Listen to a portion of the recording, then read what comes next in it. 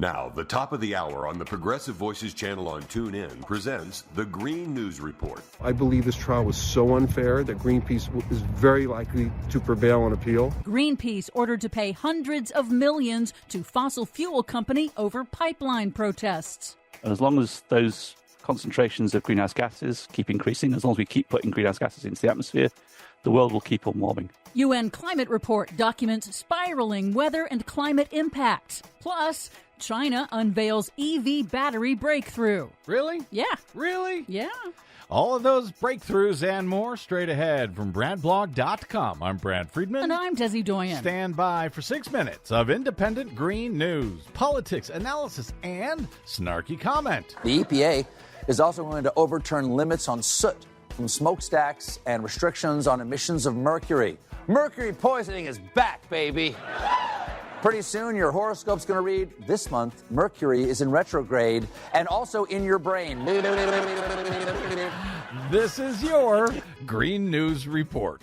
Okay, Desi Doyen, I hear about these battery breakthroughs all the time, and then they never come to pass. You're saying this time it's for real? We'll see. We'll see, yeah. What do you got for us today? Well, first, a North Dakota jury on Wednesday awarded damages totaling more than $660 million to Texas-based pipeline company Energy Transfer, which had sued environmental advocacy group Greenpeace over its alleged role in protests against the Dakota Access Pipeline at the Standing Rock Sioux Reservation nearly a decade ago. The tribe said that the pipeline cut through sacred land and endangered their water supply. The company accused Greenpeace of funding and orchestrating protests that delayed the pipeline's construction, raised costs, and harmed Energy Transfer's reputation.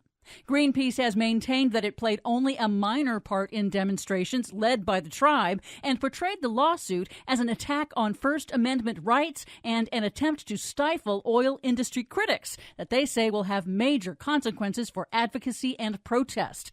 Greenpeace supporter Steve Donziger said that there is a reason the fossil fuel company targeted the nonprofit. Greenpeace really is a stand-in for the entire climate movement, the indigenous rights movement, and the right to protest in America. So, protesting is now illegal? It's very costly. Apparently so. Greenpeace vowed to appeal the verdict. The tribe is still trying to shut down the pipeline in a different lawsuit.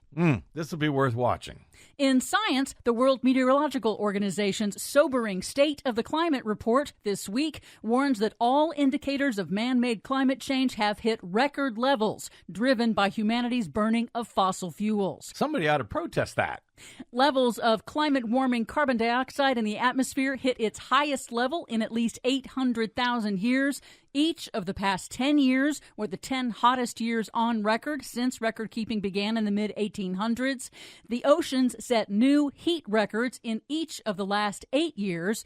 Global ice is declining, setting new melt records for glaciers, the Arctic and Antarctic. The rate of sea level rise has doubled since the satellite era began, and extreme weather disasters have had deadly, devastating consequences around the world. Other than that, Mrs. Lincoln, how is the climate?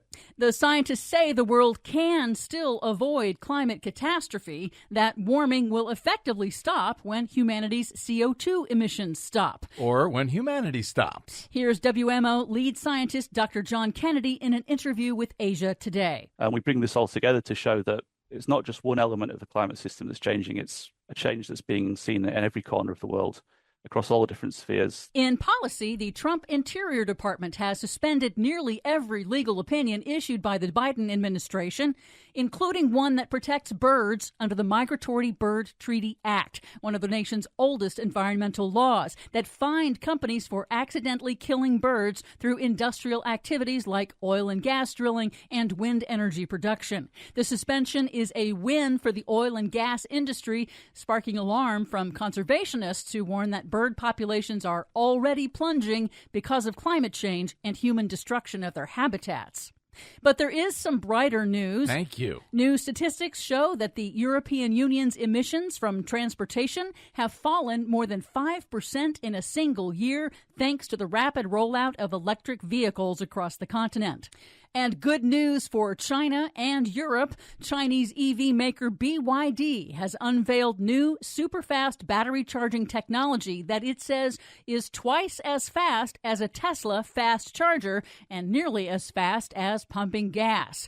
BYD is already the world's biggest manufacturer of electric cars, and it says its new models will be capable of reaching 250 miles of range on a 5-minute charge. 5-minute charge? Yep, but they're not available in the U.S. Okay. When do they start being available here? Ask Donald Trump.